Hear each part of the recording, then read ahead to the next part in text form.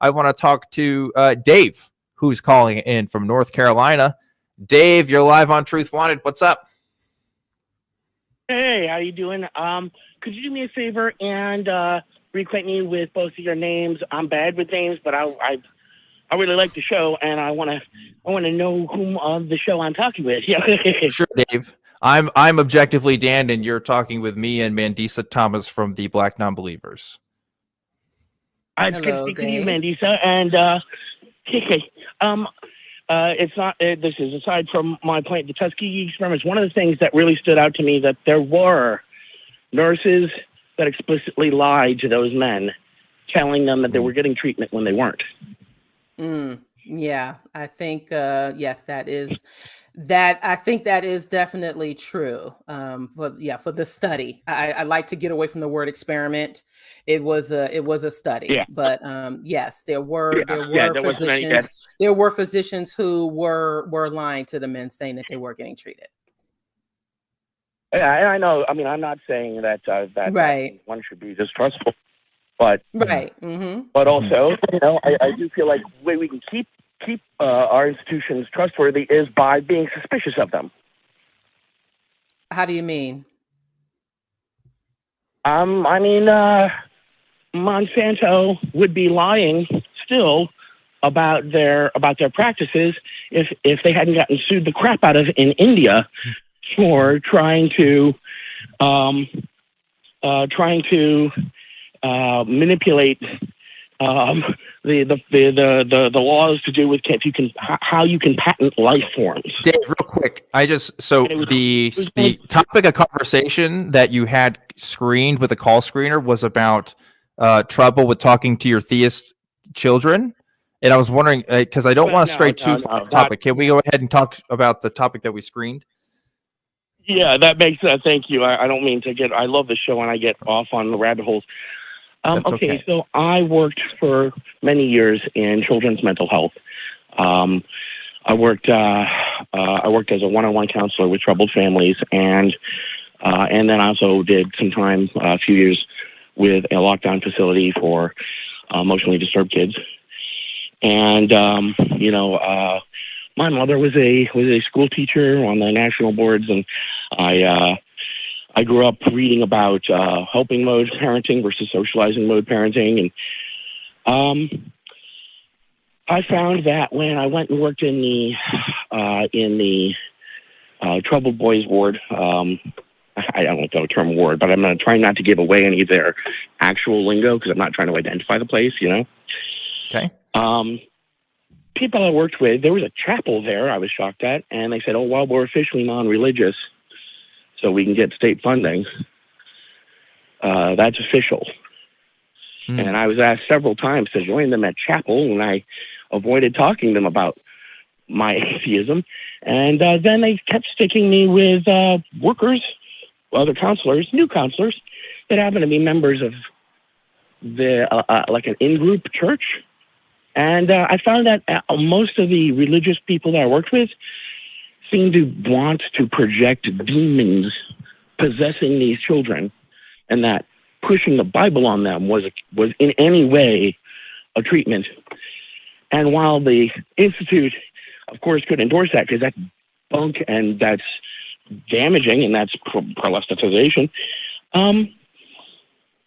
everybody in the church group was aware of this, and it was everybody from the hiring manager down to the nurses. Yeah. That sounds tough. Unfortunately, there is a history of links between diagnosing mental illness to some sort of religious phenomenon, particularly possession via demons and things like that. It's happened numerous times throughout history.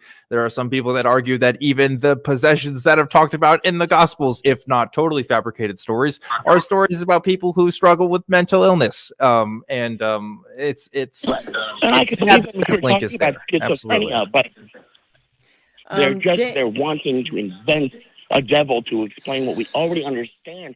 And there's no explanatory power to it. It doesn't give you any ability to help them to say it's evil doing it. It's true. It's true. Dave, if I can back up for a moment, you said that this organization said they are specifically non-religious or that they are religious? That they are non-religious, but that they made it clear in the Okay. orientation that is just bullshit. Because Okay. So technically they are a non-religious organization, but yet they are pushing religion, particularly Christianity. Oh yeah, and when in orientation there was an anonymous number I was given to call for to make complaints, anonymous complaints about the operation. It's just that I looked it up and they've had tons of those and no change. So I chose I chose to try to argue the people I was working with into putting their religion aside for the welfare of the kids, and it made me a lot of enemies. Eventually, I just left there. Yeah, I can see that happening. Unfortunately, obviously, this happens in mental health institutions. It happens in adoption agencies. There's a lot of organizations that, for tax reasons or for whatever kinds of exemption reasons, they'll claim that they're non-religious in order to gain the benefits of such kinds of organizations, and are the opposite, or vice versa. They'll say that they're religious even if they're not. I mean, like, it spans like lots of different industries. So this story doesn't surprise me. I don't doubt the veracity of it. And unfortunately, when it comes to legal issues, unless you're ready to pull in a lawsuit yourself, there's not always a lot you can do. There are some organizations like the Freedom from Religion Foundation that are specifically built for situations like this. But even then, they're just one organization, and they have to pick and choose sometimes which cases that they can handle because they only have so many resources. So I wonder how many organizations out there are like the ones that you experienced, Dave, because it's got to be more than we think, right? Right. And this is something that it's not spoken that goes on in many of these organizations because of the unfortunate reality that they also have to hustle to get their grants, to get their funding, to keep their keep the lights on and keep everything running, so to speak. Not to say that I think there's no corruption in upper management, but that the whole thing gets compromised in the first place by needing to fund it. So I know that, especially, not to say maybe this is incorrect, but especially in the South, appearing friendly towards religious institutions might be very vital to just keeping the doors open.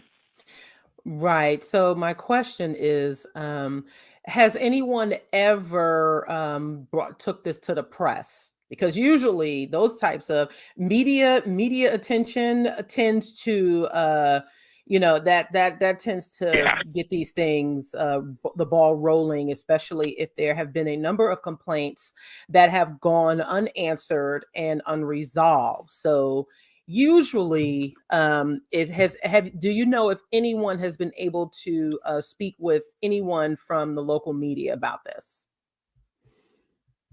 I couldn't say if anybody else has spoken to local media. I know I haven't, and I tell you, I mean, right now would be years after the fact, though that might not be such an issue. Right. Meaning, if I made a complaint, one of my major concerns, and this is, I don't know, I feel dirty, like I'm making dirty compromises, but that place, most of the places have a lot more tawdry laundry tucked away in the closet than this issue, though this issue for me would be the major issue.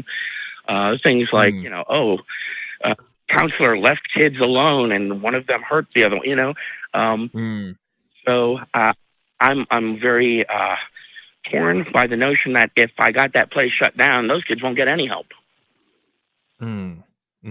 Yeah. To be honest with you, I am definitely not the person to talk to about an issue like this.